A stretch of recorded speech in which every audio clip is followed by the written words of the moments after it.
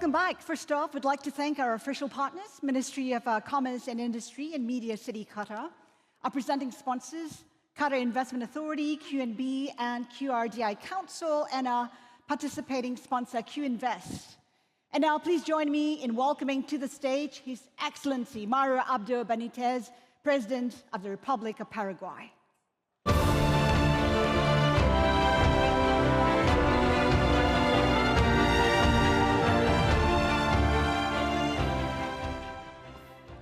Now, for a lot of countries, it is about navigating relations with the big boys.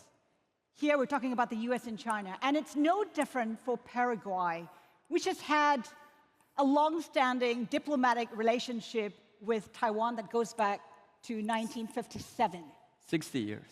60 years, that's right. And now its biggest companies are urging the government to establish a diplomatic relationship with China because they feel they are, I guess, losing out in terms of access to the biggest market for their products. Let's get perspective here from Mr. President. How should Paraguay navigate its relationship with the US and China? Should it maintain those diplomatic relations with Taiwan? Yes, first of all, thank you for the invitation. I'm very happy to be here. And what I said to you before coming to the stage. We had a short chat. Yes, a short chat. One of my biggest responsibilities and objectives when I became president of my country was to put Paraguay more visible with the rest of the world. The rest of the world should know that Paraguay exists and what Paraguay can offer to the rest of the world. We're not a small country. We look like a small country because we're in the middle of two huge countries, Brazil and Argentina, right?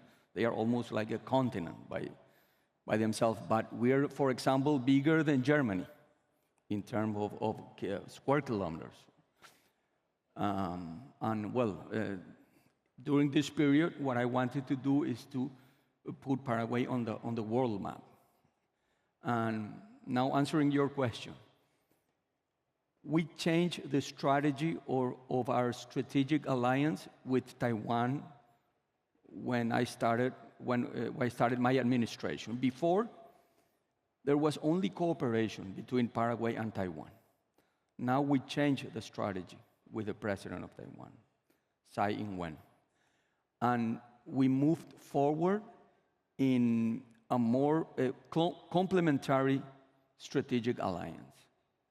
During my time in government, we increased our trade with Taiwan by 500%.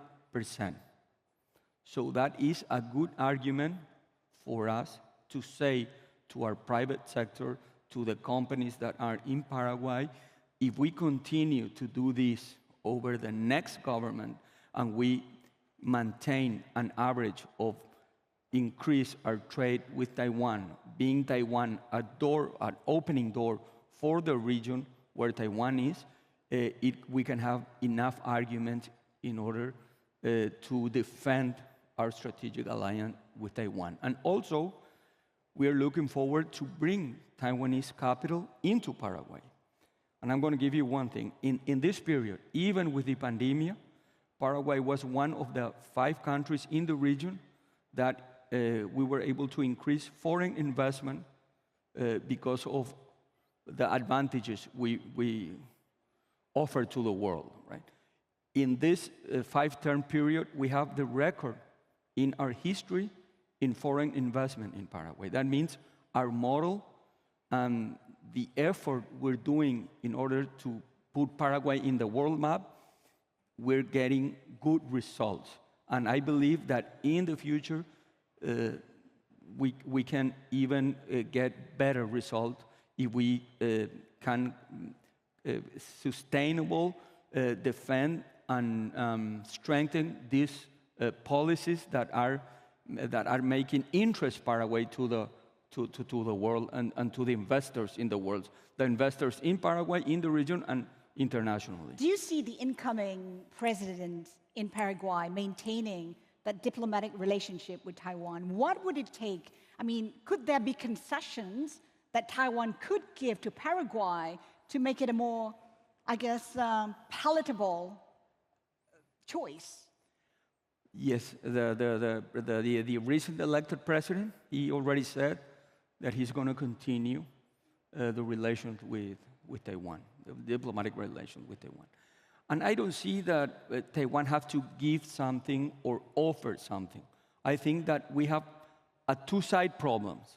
Maybe a Taiwanese problem that is not seeing the potential that Paraguay can offer to their investors in the region.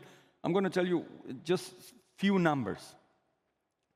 Paraguay has the same currency for 80 years. We've never put a zero in a currency. We have a very strong currency, that stability, right?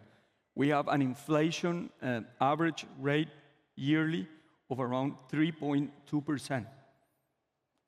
Last year was a terrible year because of what's happening with Russia and Ukraine, right? But if you see as an average, we are the country that have the lowest inflation in the region. We have the less tax pressure in the region. Our tax pressure is only 10%. The average in the region is 32%. So we have a lot of conditions, competitive conditions, in order for not only Taiwanese capital, any capital in the world, to use Paraguay as a platform to produce and get in the Mercosur, that is our South Common Market, and through Paraguay to the world. So that's what we are offering to the world. And what I want to do is to strengthen that view that we have with Taiwan and with any other interested in having a good place to invest, have security. We have, for example, laws that can give you, it won't vary your tax equation for 20 years. So there can be a change of government, or change of parties in the government, but you will have stability for 20 years in your investment so that you can plan the return of your investment. So that's what we're doing, and that's what I believe is going to help us to strengthen our ties and our integration process, not only to Taiwan, but to the rest of the world. The thing is, President Benítez, you talk about the Mercosur, the Southern Common Market. They're themselves mulling over a trade deal with China. If that were to go through, would that put pressure on Paraguay? No, the thing is that we are not against doing business with anybody. But we believe that our diplomatic relations should stay firmly with Taiwan. But through Mercosur, we can do business with anybody in the world. Paraguay won't, it's not that Paraguay do not want to do business with anybody. It's the other part is that do not want to do business unless we change our diplomatic status, right? So if we can do, and if we can use the Mercosur to open our market, Paraguay has, and we do not have any kind of problem of doing that. Speaking of trade, increasingly we're seeing countries using the Chinese yuan for trade. In fact, we've had the likes of Jim O'Neill saying that BRIC nations should increasingly use the yuan instead of the dollar. How do you see Paraguay looking at the usage of the yuan? I don't think that strategy will go forward. I believe that because of the model of the government, you need a currency, a democrat currency in the world. If the currency can be an element for politics, and if it's not a free trade currency, that the market... That people have also talked about the weaponization of the US dollar. But how many years we have seen the Democrat use in the economy of the dollar. And we cannot say that the US is it is a democracy. They can use it as a strategy, maybe the strength of the dollar. But I don't see that another currency, it can be now, at least now, reliable in terms of international trade. What are your views on the US as an ally? Is it still a reliable ally for Paraguay? Everybody is a reliable ally for Paraguay, and the US also. We have many allies. How will you describe the relationship, and how do you see the relationship between Paraguay and the US going forward, especially with the next government? The next government in the US? And the next government in Paraguay. In Paraguay, no, I see that it will go well. We have a very long period and a long history in our strategic alliance with the US, and it will continue like that, and with the rest of the world also. I don't see a problem. You don't see a problem, but in what way will Paraguay benefit from that relationship with the US? I mean, Paraguay is a close ally of the US. How do you see that developing? We have a lot of cooperation in intelligence, in fighting organized crime, in opening our market, Admir market. Now it's in the final stages of opening our mid-market for the US. So, but like I said, Paraguay has a very diversified relation to the world. Where one important part of our market is the Mercosur, another part is the UE, another part is the Pacific. So we are very diversified. We are the fourth exporter soybeans in the world, and our soy goes everywhere in the world. Also beef? We're the ninth exporter of beef, the ninth exporter of corn, and we are the third exporter of renewable energy in the world. So our economy is very diversified. And for example, in 2023, according to the IMF, the Paraguayan economy will be the most important economy that will grow in the region. Even with all these problems that the region is having, we are very optimistic of the strength we built in many years, not only in my term, in more than 20 years, and the Paraguayan economy shows very resilient. In 2020, the year of the pandemic, the year that all the economies were hit by the pandemic, in our region, the average decrease of the GDP was around 77.4%. And in Paraguay, only 0.8%, less than 1%, the 2020. That was the year that all the economies were hit strongly by the pandemic. And that shows the strength of the Paraguayan economy and diversified, that we have our markets open everywhere in the world. President Benítez, are you concerned about what's happening in Argentina? I mean, it's going through crisis after crisis. Right now, inflation at about 100%, impending presidential elections as well. Your take on it, are you concerned about a possible impact, a spillover impact from what's happening in Argentina? We need neighbors that prospers, right? Prosperous neighbors.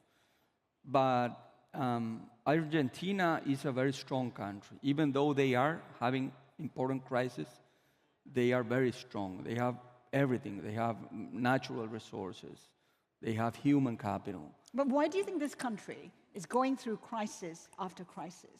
And I don't want to like say an opinion of what's happening in Argentina, because they are my colleagues, and I cannot.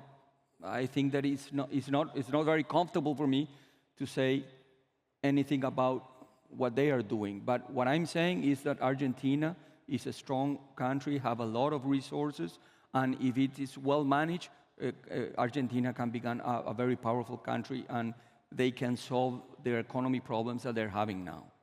President Benítez, we're quickly running out of time, but very quickly, I know you're the outgoing president. what role do you see yourself playing, possibly in the Senate?